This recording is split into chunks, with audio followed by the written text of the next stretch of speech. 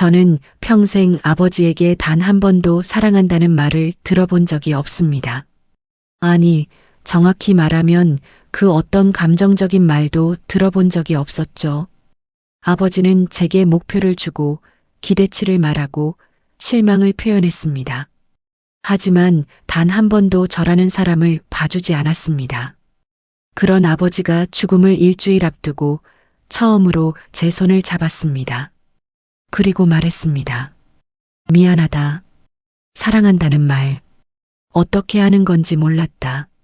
저는 그 순간 평생 기다려온 것이 무엇인지 깨달았습니다. 그리고 동시에 그것이 왜 이렇게 늦게 왔는지도 이해하게 되었습니다.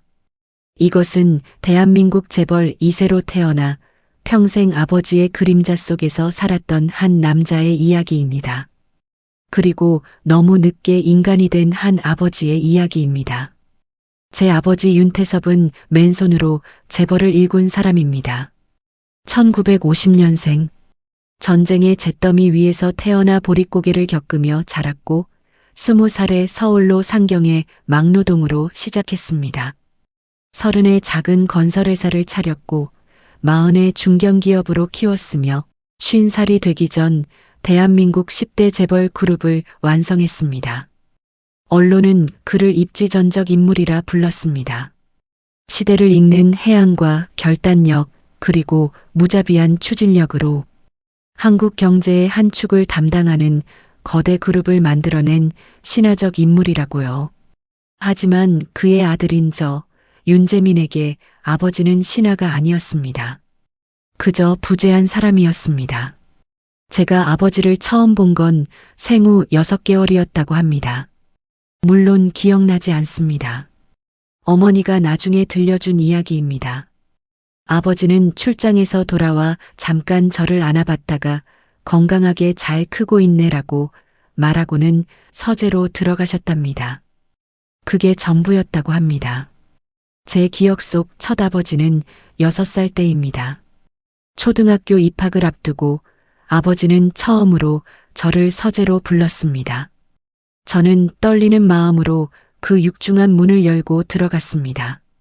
아버지는 커다란 책상 뒤에 앉아 서류를 보고 계셨죠. 재민아, 네 아버지. 너는 이제 윤태섭의 아들로서 세상에 나가게 된다. 그게 무슨 의미인지 아느냐? 저는 고개를 저었습니다. 6살 아이가 무슨 의미를 알겠습니까?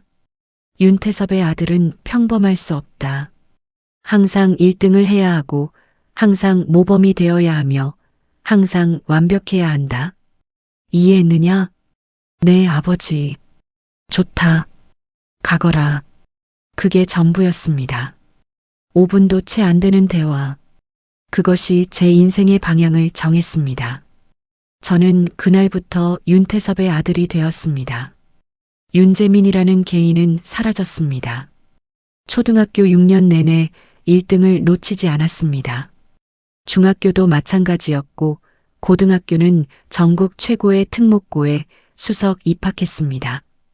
대학은 서울대 경영학과, 그것도 수석 입학이었습니다. 아버지는 제 성적표를 받아볼 때마다 고개를 끄덕이셨습니다. 잘했다. 그래야 한다. 그게 전부였습니다. 칭찬도 격려도 포옹도 없었습니다. 그저 당연한 결과를 확인하는 것처럼 고개를 끄덕이실 뿐이었습니다. 저는 그 고갯짓을 받기 위해 평생을 달렸습니다. 대학 졸업 후 하버드 MBA에 진학했습니다. 역시 우수한 성적으로 졸업했고 졸업과 동시에 그룹에 입사했습니다. 당연히 말단부터 시작이었습니다. 아버지는 특혜를 싫어하는 분이었으니까요. 저는 새벽 5시에 출근해서 밤 11시에 퇴근했습니다. 주말도 없었고 명절도 없었습니다. 5년 만에 과장이 되었고 10년 만에 이사가 되었으며 15년이 지난 지금은 부사장 자리에 있습니다. 제 나이 42, 아버지 나이 75. 우리는 같은 건물에서 일하지만 거의 대화를 나누지 않습니다. 일주일에 한 번 있는 임원회의에서 업무 보고를 할 때가 전부입니다. 그마저도 아버지는 제 얼굴이 아니라 보고서를 보십니다. 저는 가끔 생각합니다. 아버지는 대체 무엇을 위해 저를 낳으신 걸까요? 후계자가 필요해서였을까요? 그렇다면 왜 후계자를 인간으로 대하지 않으신 걸까요? 아니면 저는 그저 그룹의 연속성을 위한 하나의 부품에 불과했던 걸까요? 제게는 가족이 있습니다. 아내 서연과 10살 된 딸 서윤이입니다. 하지만 저는 좋은 남편도 좋은 아버지도 아닙니다. 제가 아버지에게서 배운 것이 없으니까요. 서연과는 맞선으로 만났습니다. 아버지가 정해주신 자리였습니다. 서연의 아버지는 정계의 실력자였고 그룹에 필요한 인맥이었습니다. 저는 그것이 결혼의 이유라는 것을 알았지만 서연은 몰랐습니다. 아니, 처음에는 몰랐습니다. 우리는 결혼했고 서윤이가 태어났습니다. 저는 딸을 처음 안았을 때 이상한 감정을 느꼈습니다. 부드럽고 따뜻하고 연약한 생명. 제 품 안에서 잠든 작은 존재. 그 순간 저는 맹세했습니다. 이 아이만큼은 다르게 키우겠다. 사랑한다고 말해주겠다. 안아주겠다. 인간으로 대하겠다. 하지만 그 맹세는 서윤이가 초등학교에 들어가기 전 깨졌습니다. 어느 날 서윤이가 유치원에서 그림을 그려왔습니다. 가족 그림이었습니다. 크레파스로 형형색색 칠한 그림 속에는 엄마 서윤이 그리고 강아지가 있었습니다. 아빠는 없었습니다. 서윤아, 아빠는 어디 있어? 서윤이가 고개를 갸웃거리며 대답했습니다. 아빠는 회사에 살잖아요. 그 말이 비수처럼 꽂혔습니다. 저는 그날 일찍 퇴근하겠다고 다짐했습니다. 서윤이와 저녁을 먹고 책을 읽어주고 재우겠다고 결심했습니다. 하지만 그날도 밤 11시가 넘어 집에 들어갔습니다. 서윤이는 이미 잠들어 있었습니다. 저는 제 아버지가 되어가고 있었습니다. 서연은 참을성이 많은 사람입니다. 10년을 기다렸습니다. 제가 변하기를, 제가 가족을 보기를, 제가 인간이 되기를 기다렸습니다. 하지만 1년 전 서연이 말했습니다. 재민 씨, 우리 이혼해요. 저는 깜짝 놀랐습니다. 왜? 무슨 문제라도. 문제는 당신이에요. 아니, 우리가 결혼한 것 자체가 문제였어요. 서연의 눈에는 눈물이 고여 있었습니다. 저는 당신을 사랑했어요. 처음엔 의무감으로 만났지만 사랑하게 됐어요. 당신도 절 사랑한다고 믿었어요. 서윤이가 태어났을 때 당신 눈빛을 봤어요. 분명 사랑이 있었어요. 그랬어. 지금도. 하지만 당신은 사랑하는 법을 몰라요. 당신 아버지처럼.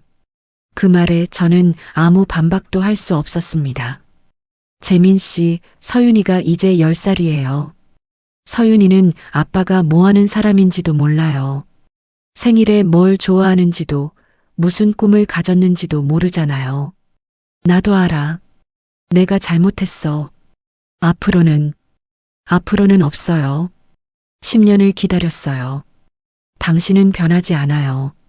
변할 수 없어요. 당신 안에 당신 아버지가 너무 깊이 박혀 있어요.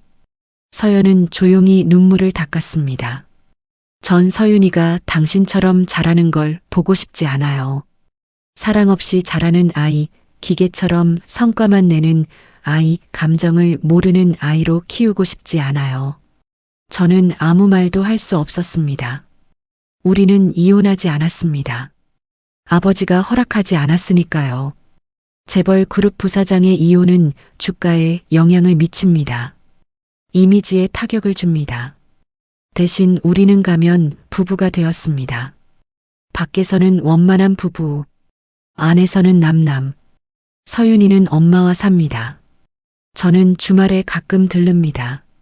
서윤이는 저를 손님처럼 대합니다. 정중하지만 거리감 있게. 저는 그게 당연하다고 생각했습니다. 제가 아버지에게 그랬던 것처럼.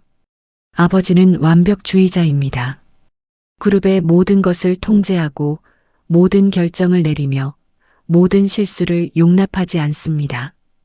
70대 중반의 나이에도 매일 아침 6시에 출근하고 밤 10시에 퇴근합니다. 주말에도 골프장이 아니면 사무실에 있습니다. 아버지에게 쉼이란 없습니다. 취미도 친구도 가족도 없습니다. 오직 그룹만 있을 뿐입니다. 사람들은 아버지를 존경합니다. 두려워하기도 합니다. 하지만 아무도 아버지를 사랑하지 않습니다. 저 역시 마찬가지입니다. 저는 아버지를 존경합니다. 맨손으로 이 거대한 제국을 일군 것, 수많은 위기를 헤쳐나간 것, 흔들림 없는 원칙을 지킨 것. 하지만 사랑하지는 않습니다. 어떻게 사랑할 수 있겠습니까? 저를 한 번도 안아주지 않은 사람을, 제 이름을 부르기보다 너라고 부르는 사람을, 제 인생의 모든 순간에 부재했던 사람을. 그런 아버지가 3개월 전 처음으로 제 사무실로 찾아왔습니다. 아버지는 항상 저를 부르는 사람이었습니다. 제가 찾아가는 것이 당연했습니다. 그런 아버지가 제 사무실 문을 두드렸습니다. 들어와도 되겠느냐? 저는 깜짝 놀라 벌떡 일어났습니다. 아버지, 무슨 일이십니까? 아버지는 천천히 들어와 제 앞 의자에 앉으셨습니다. 그리고 한참을 침묵하셨습니다. 저는 기다렸습니다. 30년을 기다려온 사람에게 몇 분은 아무것도 아니었습니다. 재민아. 처음으로 제 이름을 부르셨습니다. 나한테 시간이 얼마 남지 않았다. 네. 췌장암 사기다. 수술도 불가능하고 항암 치료도 의미가 없다고 한다. 길어야 6개월이라는구나. 저는 아무 말도 할 수 없었습니다. 아버지는 담담하게 말을 이었습니다. 이미 변호사와 회계사를 만났다. 유언장도 작성했고 승계 계획도 완성했다. 그룹은 내가 맡게 될 것이다. 아버지, 내가 죽으면 장례는 사회장으로 치러라. 정치인들이 몰려올 것이다. 3일장으로 하고 과도한 지출은 하지 마라. 언론에서 뭐라고 할 것이다. 아버지는 마치 업무 보고를 하듯 차분하게 말했습니다. 그리고 그룹의 지분 60%는 내게 상속된다. 나머지는 공익재단에 출연할 것이다. 상속세 문제는 이미 정리했다. 아버지, 그런 게 중요한 게 아니라. 중요하다. 내가 죽으면 내가 이 모든 것을 책임져야 한다. 10만 명의 직원, 그들의 가족, 협력업체까지 합치면 100만 명이 넘는 사람들의 생계가 내 손에 달려 있다. 아버지는 처음으로 제 눈을 똑바로 쳐다보셨습니다. 너는 준비가 되어 있느냐? 저는 고개를 끄덕였습니다. 네, 아버지. 좋다. 아버지는 일어서셨습니다. 앞으로 3개월 동안 내가 하는 모든 것을 지켜보아라. 내가 어떻게 결정하고 어떻게 위기를 관리하고 어떻게 사람을 다루는지 배워라. 네, 아버지. 아버지는 문 앞에서 잠시 멈추셨습니다. 그리고 등을 돌린 채 말했습니다. 그리고 서연하고는 잘 지내거라. 그게 전부였습니다. 아버지는 나가셨고 저는 한참을 그 자리에 서 있었습니다. 아버지가 죽는다. 그 사실이 실감나지 않았습니다. 윤태섭이 죽는다는 것, 그 거대한 존재가 사라진다는 것이 믿기지 않았습니다. 그리고 이상하게도 제 안에서 슬픔보다 다른 감정이 올라왔습니다. 분노였습니다. 이렇게 가시는 겁니까? 아무 말씀도 없이? 업무 인수인계처럼? 저는 주먹을 꽉 쥐었습니다. 제게 한 번도 아버지였던 적이 없으면서 죽을 때도 회장으로만 가시는 겁니까? 하지만 그 분노는 곧 무력감으로 바뀌었습니다. 제가 원한 게 뭐였습니까? 사랑? 관심? 인정? 그런 것들은 아버지의 사전에 없는 단어들이었습니다. 아버지는 평생 그렇게 사셨고 죽을 때도 그렇게 가실 것입니다. 저는 그저 받아들여야 했습니다. 윤태섭의 아들로 태어난 것처럼 윤태섭의 후계자로 남는 것도 제 운명이었습니다. 아버지는 죽음 앞에서도 변하지 않으셨습니다. 여전히 매일 출근하셨고 여전히 회의를 주재하셨으며 여전히 완벽을 요구하셨습니다. 단지 조금씩 야위어 가실 뿐이었습니다. 저는 아버지가 시킨 대로 그림자가 되었습니다. 모든 회의에 배석했고 모든 결정 과정을 지켜봤으며 모든 만남에 동행했습니다. 그러면서 깨달았습니다. 아버지가 얼마나 외로운 사람인지, 70대 중반의 나이에도 주변에 친구라고 부를 만한 사람이 한 명도 없었습니다. 골프를 치러 가도 비즈니스 파트너들 뿐이었고 식사를 해도 거래처 사람들이었습니다. 저녁 약속이 없는 날이면 아버지는 혼자 사무실에 남아 서류를 보셨습니다. 밤 10시가 되면 기사가 아버지를 모셔갔고 아버지는 텅 빈 집으로 돌아가셨습니다. 어머니는 10년 전 돌아가셨습니다. 아버지와 30년을 함께 살았지만 어머니 역시 아버지를 이해하지 못했습니다. 어머니는 돌아가시기 전 제게 말했습니다. 재민아, 내 아버지를 미워하지는 마라. 저 사람은 사랑하는 법을 배운 적이 없는 사람이야. 어머니도 아버지를 사랑하셨어요? 어머니는 쓸쓸하게 웃으셨습니다. 사랑했지. 하지만 사랑만으로는 부족했구나. 저 사람한테는 사랑을 받는 법도 필요했는데 나는 그걸 가르쳐 주지 못했어. 어머니가 돌아가신 날 아버지는 장례식장에서 눈물 한 방울 흘리지 않으셨습니다. 조문객들을 맞고 인사하고 예를 갖추셨습니다. 하지만 장례식이 끝난 밤 저는 우연히 아버지 서재를 지나가다 이상한 소리를 들었습니다. 흐느끼는 소리였습니다. 저는 문 앞에 서서 한참을 들었습니다. 70평생 눈물을 보인 적 없는 아버지가 혼자 서재에서 울고 계셨습니다. 저는 문을 두드릴까 고민했습니다. 들어가서 아버지를 안아드릴까 생각했습니다. 하지만 그러지 못했습니다. 그렇게 할 용기도 자격도 그리고 방법도 몰랐습니다. 저는 그냥 지나쳤습니다. 다음 날 아침 아버지는 여느 때와 다름없이 출근하셨습니다. 전날 밤 우셨던 흔적은 어디에도 없었습니다. 그때 저는 깨달았습니다. 아버지도 인간이라는 것을, 다만 그것을 표현하는 법을 모를 뿐이라는 것을. 아버지가 쓰러진 건 진단을 받은 지 2달째 되던 날이었습니다. 회의 중이었습니다. 아버지는 평소처럼 날카로운 질문을 던지고 계셨습니다. 그러다 갑자기 말을 멈추셨습니다. 회장님? 비서실장이 조심스럽게 물었습니다. 아버지는 이마에 땀을 흘리며 책상을 짚으셨습니다. 그리고 그대로 쓰러지셨습니다. 아버지, 저는 달려가 아버지를 부축했습니다. 구급차가 왔고 아버지는 응급실로 실려갔습니다. 의사가 나와서 말했습니다. 암이 많이 진행됐습니다. 이제는 통증 조절도 어려운 단계입니다. 입원하셔야 합니다. 아버지는 격렬하게 거부하셨습니다. 안 된다. 나는 회사에 가야 한다. 회장님, 지금 상태로는 내가 누워있으면 주가가 떨어진다. 루머가 돈다. 안 된다. 저는 아버지 침대 옆에 앉았습니다.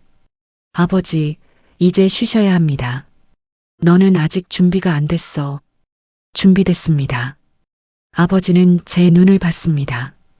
그 눈빛에는 불안이 있었습니다. 평생 처음 보는 감정이었습니다. 재민아, 내 아버지. 나는 이 그룹이. 아버지는 말을 잇지 못하셨습니다. 통증이 밀려온 것 같았습니다. 괜찮습니다, 아버지. 제가 지키겠습니다. 아버지는 고개를 끄덕이시고는 눈을 감으셨습니다. 그날부터 아버지는 병원에 입원하셨습니다. VIP 병실, 1인실, 최고급 시설. 하지만 아버지는 그 화려한 병실에서 혼자 누워 계셨습니다. 저는 매일 아침 병문안을 갔습니다. 업무 보고를 드렸고 결제를 받았으며 지시사항을 들었습니다. 아버지와 저는 여전히 업무 관계였습니다.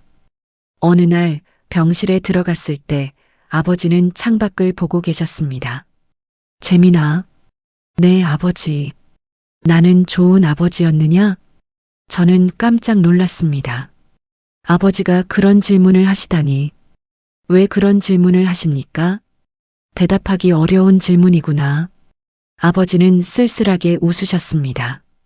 대답하기 어렵다는 게 곧 대답이겠지. 저는 아무 말도 할 수 없었습니다. 아버지는 계속 창밖을 보셨습니다. 나는 내 아버지를 미워했다. 너도 알다시피 나는 가난하게 자랐다. 아버지는 농사를 지으셨지만 술만 드셨지. 어머니를 때리고 우리 형제들에게 손찌검을 하셨어. 저는 처음 듣는 이야기였습니다. 12살 때 아버지가 돌아가셨다. 나는 슬프지 않았다. 오히려 홀가분했지. 이제 엄마를 보호할 수 있겠구나 싶었어. 아버지의 목소리가 떨렸습니다. 나는 그때 맹세했다. 절대 아버지처럼 살지 않겠다고. 절대 가난하게 살지 않겠다고. 절대 무능하지 않겠다고. 아버지. 그래서 미친 듯이 일했다. 돈을 벌었고 성공했고 거대한 그룹을 만들었지. 내 아들은 절대 굶지 않을 거라고, 절대 무시당하지 않을 거라고, 절대 가난하지 않을 거라고 생각했어. 아버지가 저를 돌아보셨습니다. 그런데 말이다, 재민아. 나는 내게 배고픔 대신 외로움을 줬구나. 가난 대신 냉정함을 줬어.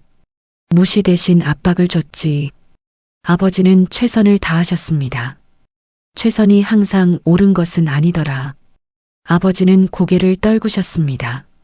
나는 내 생일이 언제인지도 모른다. 내가 무엇을 좋아하는지, 무슨 꿈을 꾸는지, 행복한지, 불행한지도 모르지.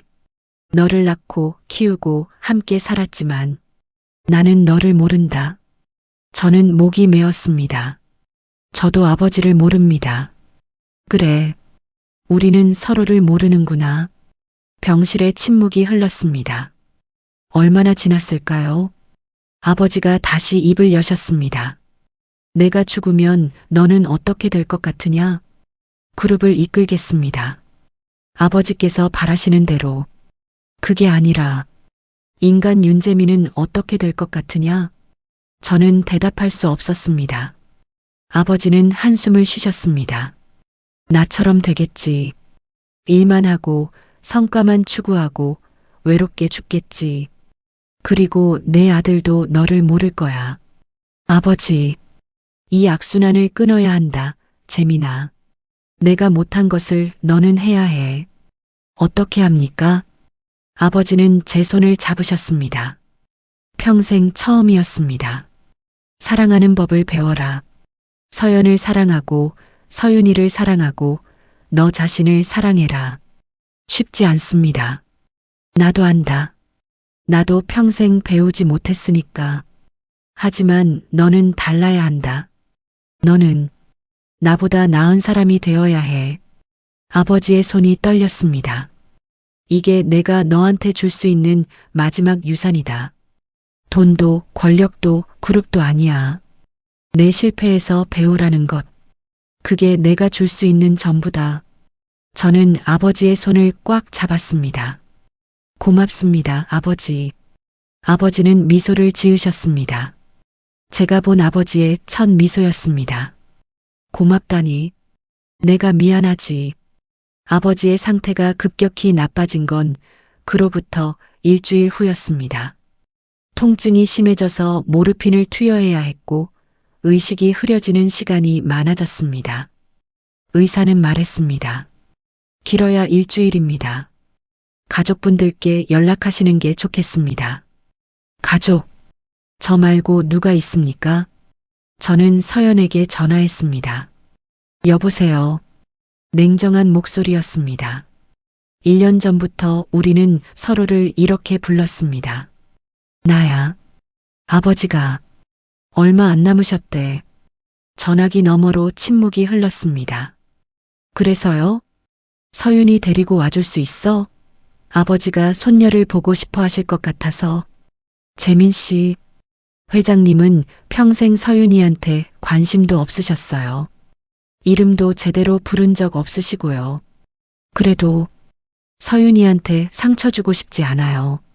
모르는 할아버지의 죽음을 보여줄 필요는 없잖아요. 서연의 말이 맞았습니다. 미안해. 뭐가요? 모든 게. 서연은 한숨을 쉬었습니다. 재민 씨도 피해자예요. 하지만 그게 가해자가 되지 않을 이유는 아니에요. 알아. 회장님께 안부 전해드려요. 그리고 재민 씨도 조심하세요. 당신도 똑같이 외롭게 죽지 않으려면. 전화가 끊겼습니다. 저는 병실로 돌아갔습니다. 아버지는 잠들어 계셨습니다. 마른 얼굴, 움푹 들어간 눈, 앙상한 손. 이 사람이 정말 대한민국을 움직이던 윤태섭 회장일까요? 저는 침대 옆에 앉았습니다. 아버지, 대답이 없었습니다. 아버지, 제가 실패한 것 같아요. 남편으로서도 아버지로서도 여전히 대답이 없었습니다. 하지만 저는 계속 말했습니다. 서연이가 떠났어요. 마음으로는 이미 오래전에. 서윤이는 저를 아버지로 생각하지 않아요. 저는 아버지처럼 됐어요. 눈물이 났습니다. 40년을 참았던 눈물이었습니다. 저는 아버지를 사랑하고 싶었어요. 아버지도 저를 사랑해 주길 바랐어요. 하지만 우리는 그 방법을 몰랐죠. 저는 아버지의 손을 잡았습니다. 이제라도 괜찮을까요? 이제라도 서로 사랑한다고 말해도 될까요? 아버지의 손가락이 미세하게 움직였습니다. 그날 밤 저는 병실에서 아버지를 지켰습니다. 간호사가 들어와 바이탈을 체크했고 의사가 와서 차트를 확인했습니다. 새벽 3시쯤 아버지가 눈을 뜨셨습니다. 재민아. 네, 아버지. 여기 있습니다. 물. 좀. 저는 물컵을 들어 아버지 입에 댔습니다. 아버지는 조금 마시고는 다시 누우셨습니다. 고맙다. 고맙다는 말. 아버지에게 처음 듣는 말이었습니다. 아버지, 편찮으시죠? 괜찮다. 이제 익숙해.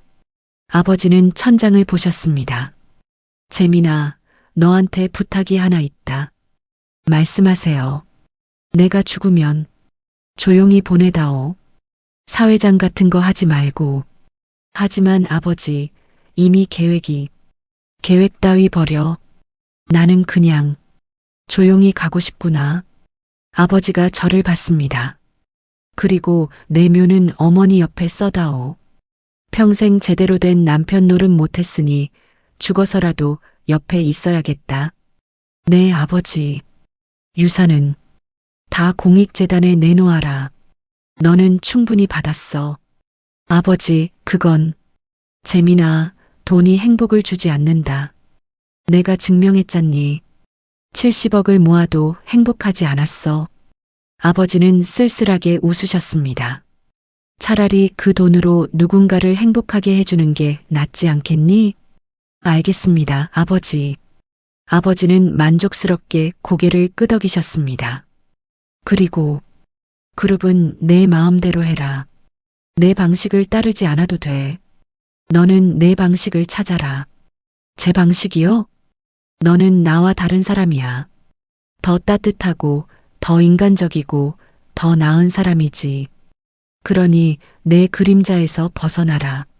아버지의 목소리가 점점 작아졌습니다. 나는 실패한 아버지였다. 하지만 너는 성공할 수 있어. 서윤이를 안아주고 서연이를 사랑하고 그렇게 살아라. 아버지, 그게 내 마지막 부탁이다. 아버지는 눈을 감으셨습니다. 저는 아버지의 손을 잡고 밤새 깨어 있었습니다. 아버지의 마지막 날은 일요일이었습니다. 아침 햇살이 병실을 비추고 있었습니다. 아버지는 침대에 누워 계셨고 저는 옆에 앉아 있었습니다. 간호사가 들어와 말했습니다. 보호자분, 잠깐 나오시겠어요? 환자분 씻겨드려야 해서요. 저는 복도로 나왔습니다. 복도 끝 창문으로 서울 시내가 보였습니다. 저 아래 어딘가에 아버지가 평생 일군 빌딩들이 있었습니다. 휴대폰이 울렸습니다. 서윤이었습니다. 여보세요? 아빠? 서윤이가 저를 아빠라고 부른 게 얼마 만인지 모르겠습니다. 응, 서윤아. 엄마가 할아버지 많이 편찮으시다고 했어요. 문병 가도 돼요? 저는 놀랐습니다. 엄마가 그러셨어? 네. 엄마가 할아버지 뵙지 않으면 후회할 거라고 했어요. 그리고 아빠도 혼자 계시면 힘드실 거라고. 저는 목이 메었습니다. 서윤아, 고마워. 그런데 할아버지가 많이 편찮으셔서 괜찮아요. 엄마랑 같이 갈게요. 할아버지한테 인사드리고 싶어요. 알았어. 오렴. 1시간 후 서연과 서윤이가 왔습니다. 서연은 제 얼굴을 보더니 조용히 물었습니다. 많이 힘드시죠? 응. 서윤이가 보고 싶다고 해서 왔어요. 너무 늦지 않았으면 좋겠네요. 고마워. 서연은 미소를 지었습니다. 오랜만에 보는 따뜻한 미소였습니다. 들어가시죠. 우리는 병실로 들어갔습니다. 아버지는 깨어 계셨습니다. 아버지, 서연이와 서윤이가 왔습니다. 아버지는 천천히 고개를 돌리셨습니다. 서윤이를 보시는 눈빛이 부드러웠습니다. 서윤이구나. 네, 할아버지. 안녕하세요. 서윤이가 조심스럽게 인사했습니다. 많이 컸구나. 벌써 이렇게 큰 아이가 됐네. 아버지의 목소리가 떨렸습니다. 할아버지, 괜찮으세요? 응. 할아버지는 괜찮단다. 너를 보니까 기분이 좋아지는구나. 서윤이가 침대 옆으로 다가갔습니다. 할아버지, 제가 그림 그려왔어요. 할아버지 드리려고요. 서윤이가 가방에서 종이를 꺼냈습니다. 크레파스로 그린 그림이었습니다. 할아버지, 아빠, 엄마 그리고 서윤이가 손을 잡고 있는 그림이었습니다. 아버지는 그 그림을 한참 보셨습니다. 예쁘구나. 정말 예쁘다. 할아버지도 저희 가족이잖아요. 아버지의 눈에서 눈물이 흘렀습니다. 그래, 가족이구나. 할아버지도 가족이었구나. 서윤이가 놀라 저를 봤습니다. 저도 놀랐습니다. 아버지가 우시는 걸 처음 봤으니까요. 할아버지, 우지 마세요. 저 잘못했어요? 아니야, 서윤아. 할아버지가 잘못했단다. 너를 더 일찍 보지 못한 게, 너와 함께하지 못한 게. 아버지는 서윤이의 손을 잡으셨습니다. 서윤아, 할아버지가 부탁이 있어. 네, 할아버지. 너의 아빠를 많이 사랑해 주렴. 아빠는 좋은 사람이야. 다만 사랑을 표현하는 게 서툴 뿐이지. 네. 그리고 엄마 말씀 잘 들어라. 엄마는 너를 정말 사랑하시는 분이야. 네, 할아버지. 아버지는 서연을 봤습니다. 서연 씨. 네, 아버님. 내 아들을 부탁합니다. 저 아이는 제대로 사랑받지 못하고 자랐어요. 그게 다 내 잘못입니다. 서연의 눈에도 눈물이 고였습니다. 아버님, 부디 저 아이를 포기하지 말아주세요. 저 아이 안에 있는 따뜻함을, 인간성을 찾아주세요. 노력하겠습니다, 아버님. 아버지는 고개를 끄덕이시고는 저를 봤습니다. 재민아. 네, 아버지. 서연 씨와 서윤이를 밖에 좀 보내주겠니? 너하고 단둘이 할 얘기가 있구나. 서연이 서윤이를 데리고 나갔습니다. 병실에는 아버지와 저만 남았습니다. 아버지는 한참을 침묵하셨습니다. 그리고 천천히 입을 여셨습니다. 재민아, 나한테 와서 앉아라. 저는 침대 바로 옆으로 다가가 앉았습니다. 아버지는 제 손을 잡으셨습니다. 내가 너한테 한 번도 제대로 된 아버지 노릇을 못했구나. 아버지, 아니다. 나는 알아. 너는 평생 내게 인정받고 싶었고 사랑받고 싶었지. 하지만 나는 단 한 번도 그걸 주지 못했어. 아버지의 목소리가 떨렸습니다.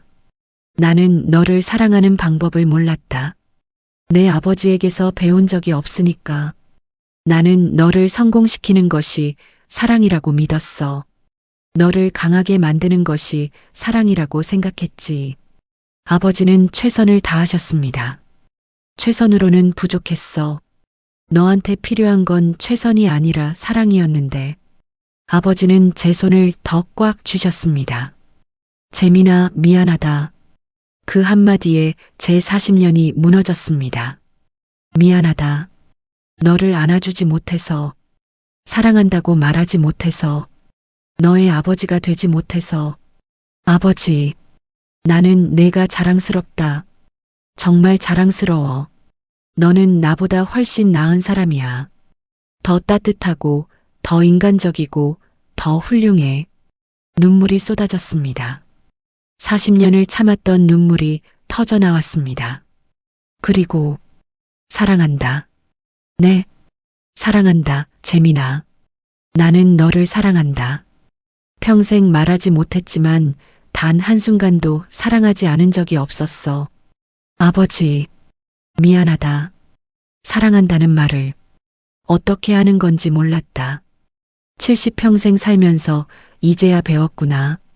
저는 아버지의 손을 꽉 잡고 울었습니다. 저도 사랑합니다, 아버지. 평생 말하지 못했지만 저도 아버지를 사랑했습니다. 아버지는 미소를 지으셨습니다. 평화로운 미소였습니다. 고맙다. 그 말을 들으니 이제 눈을 감을 수 있겠구나. 아버지, 아직 괜찮다. 나는 이제 할 일을 다 했어. 너한테 사랑한다고 말했고 너도 나를 사랑한다고 해줬으니. 아버지는 눈을 감으셨습니다. 재민아, 네 아버지. 행복하게 살아라. 제발 나처럼 살지 마라. 네 아버지. 서연이를 사랑하고 서윤이를 안아주고 웃으면서 살아라. 그게 나의 마지막 유언이다. 약속드립니다, 아버지. 아버지는 만족스럽게 고개를 끄덕이셨습니다. 그리고 그대로 잠드셨습니다. 아버지는 그날 저녁 7시 32분에 돌아가셨습니다. 가족들이 모두 지켜보는 가운데 조용히 평화롭게 눈을 감으셨습니다. 의사가 사망을 선언했고 간호사들이 예를 표했습니다. 저는 아버지의 손을 놓지 않았습니다.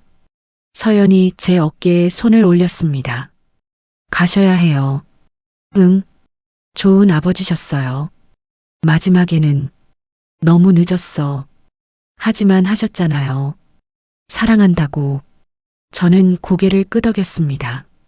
장례는 아버지의 유언대로 조용히 치렀습니다. 사회장 대신 가족장으로, 화려한 행사 대신 간소하게. 그래도 조문객은 끊이지 않았습니다. 대통령이 왔고 재벌 총수들이 왔으며 수많은 사람들이 왔습니다. 그들은 모두 말했습니다. 위대한 분이셨습니다. 한국 경제의 별을 잃었습니다. 그의 업적은 영원할 것입니다. 하지만 아무도 말하지 않았습니다. 좋은 아버지셨습니다. 왜냐하면 아무도 그걸 몰랐으니까요. 아버지가 마지막 순간에야 좋은 아버지가 되셨다는 것을, 평생 표현하지 못했던 사랑을 마지막에 고백하셨다는 것을. 장례식 이틀째 되던 날 변호사가 유언장을 공개했습니다. 아버지는 정말로 모든 재산을 공익재단에 출연하셨습니다. 저에게는 그룹 경영권만 넘기셨습니다. 사람들은 놀랐습니다. 재산을 아들에게 안 물려주다니 대단한 결단이다. 하지만 저는 알았습니다. 이게 아버지의 마지막 사랑이라는 것을, 돈으로 저를 망치지 않으시겠다는 것, 제가 스스로 길을 찾길 바라시는 것, 제가 아버지와 다른 삶을 살기를 원하시는 것. 유언장 마지막에는 제게 쓴 편지가 있었습니다.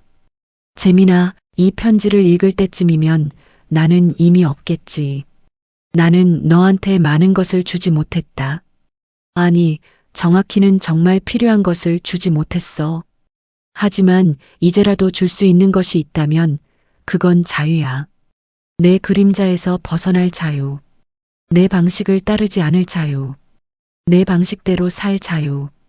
그룹을 맡아라. 하지만 내 방식대로 운영해라. 돈을 벌어라. 하지만 행복도 함께 챙겨라. 성공해라. 하지만 가족도 사랑해라.